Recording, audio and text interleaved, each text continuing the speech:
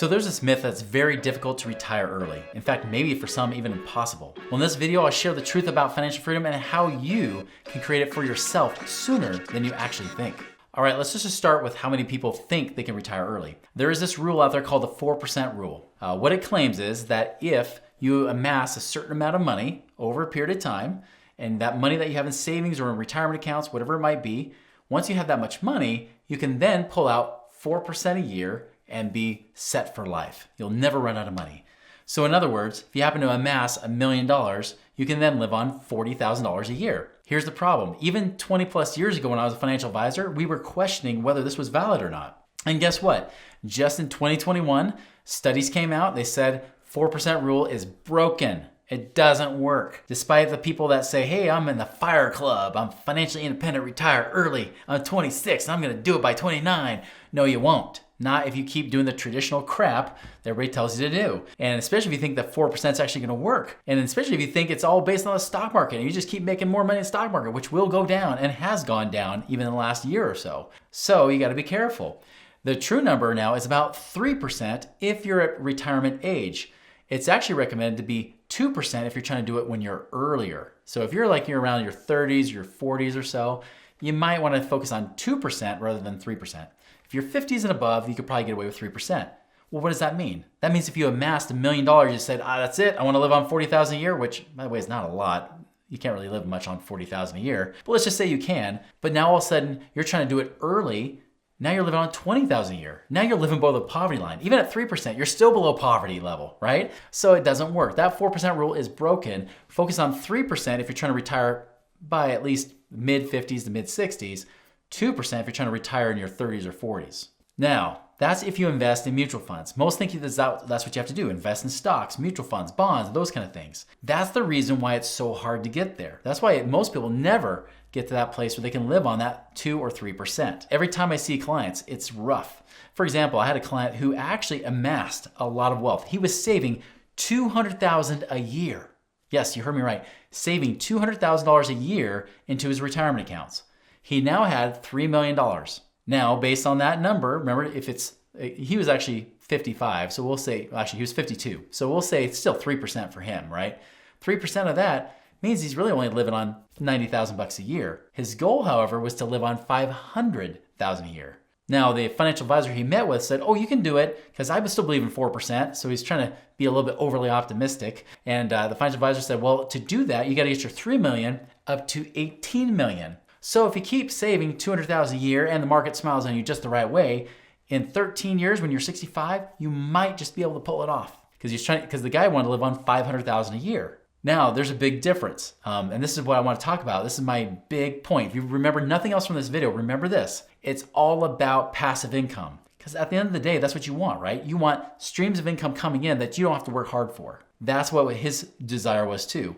He had $3 million. I said, listen, with $3 million, with passive investments, especially if you focus on cash flowing investments, on real investments, things that have real tangible value like real estate.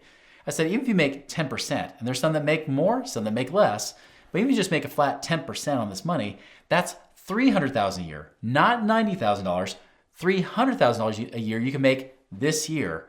By the way, that would actually make him financially independent. Now, he wanted $500,000 a year because he wanted freedom. He wanted to be able to do whatever he wanted to do. And I said, well, that can be done.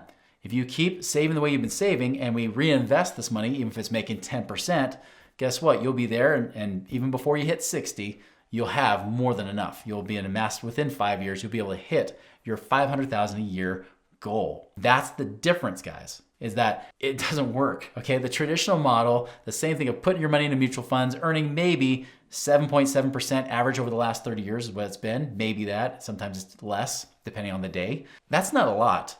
And especially when inflation is sometimes running up just as hot as that. Sometimes more, sometimes less. It makes it really hard to be able to hit that point. And this is why you feel like you're kind of like a Dalmatian chasing after a fire truck, right? You're just like, just chasing, and the fire truck just keeps going. It's a fruitless effort. Many Americans right now are chasing after this fruitless effort of saving in their mutual funds and their retirement accounts, even trying to get 401k matches, but yet they do not have enough to ever become financially independent or retire early. And you might say, well, Chris, that sounds pretty negative. Oh boy, you're negative Nancy. That's rude. Well, I get it. Why am I that way? Because I was a financial advisor for 4 years. I taught this same stuff. I believed, I drank the Kool-Aid, and I drank a lot of it, okay? I was the one that believed that this was the way to go. When did that change for me?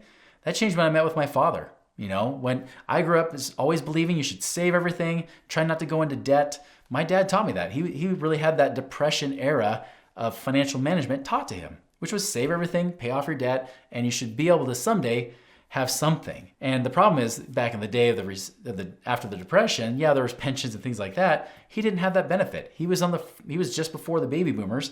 He wasn't quite old enough to have the pension benefit. He was really just working and slaving away for years. So when he asked me for my help as a financial advisor, I was flattered. And I thought, great, maybe I can actually help him retire earlier. Because I remember him saying all the time when we were growing up, he said, Chris, I'm gonna die working. This job will kill me. It was my goal to make sure that didn't happen. As I sat down with him and looked at his numbers, he's 61 years old. It was right after Y2K, so his money was starting to come back as the market was starting to recover. Yet, I looked at his numbers and I said, Dad, I'll be honest with you, let's just hope you die in 5 years because that's all the money you have left. You have 5 years worth of money and then you're out. After saving his 401k, getting the match like everybody tells you to do, it's supposed to be the magic beanstalk bean, right? That helps you grow your wealth and then you're gonna be financially free, at least by 65.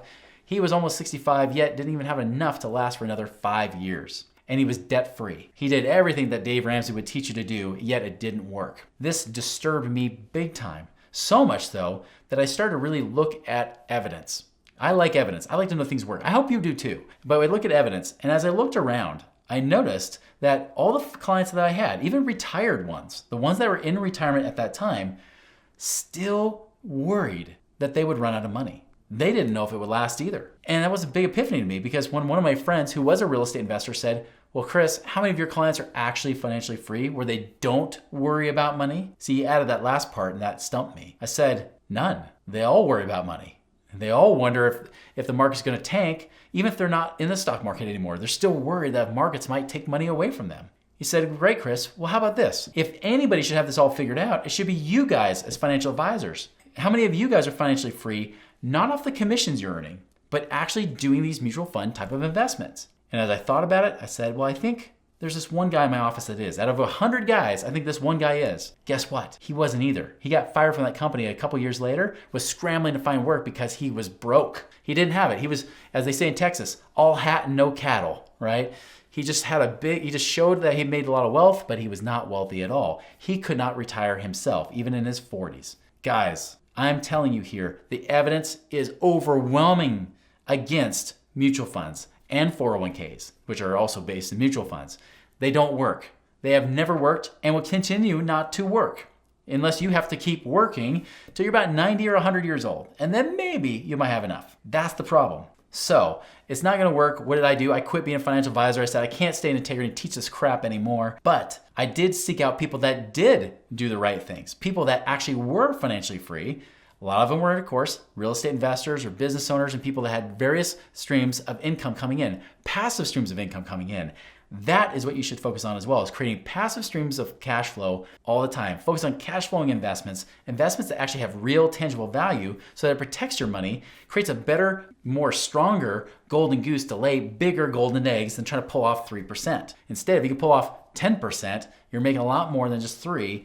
And sometimes you can even get tax advantages too, especially in the real estate game. You don't have to become a fancy real estate investor. You don't have to do anything crazy, but you do have to invest with the right people. Now that's a whole separate topic right there.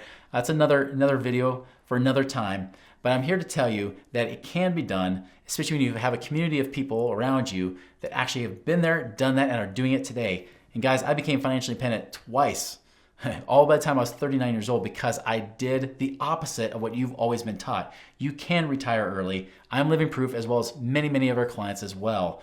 Guys, if you think this video is great, take it to the next step. Watch this next video about how to achieve financial independence and retire early as I go deeper into some of those other investments.